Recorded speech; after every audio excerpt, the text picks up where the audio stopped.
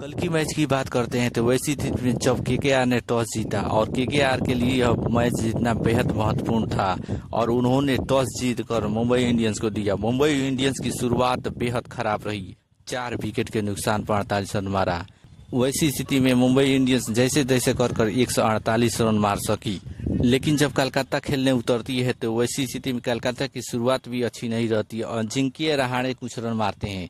उसके बाद मनीष पांडे जिन्होंने आईपीएल में सबसे पहले शतक मारा था, उन्होंने कोलकाता को मैच जिता दिया और बेहतरीन पारी खेली और उन्होंने मैन ऑफ द मैच हासिल किया। और एक और टीम है हैदराबाद और चौथे स्पॉट के लिए अभी लड़ाई जारी है। चौथे स्पॉट के लिए अभी बेहतर चांस सबसे ज्यादा है राजस्थान का। अगर राजस्थान अगला मैच अपना जीत जाती है वैसी स्थिति में प्लेऑफ में पहुंच जाएगी, लेकिन ऐसी स्थिति में जब राजस्थान नहीं जीतती है तो सबसे बड़ा चांस बनेगा कलकत्ता और पंजाब के लिए, और वो हार जाती है वैसी स्थिति में बनेगा सीएसके के लिए और रन रेट भी उस स्थिति में देखा जाएगा। लेकिन यह स्थिति अभी गंभीर हो चुकी है चौथे स्पॉट के लिए। बाकी आप इसके बारे में क्या सोचते हैं, कमेंट कीजिए।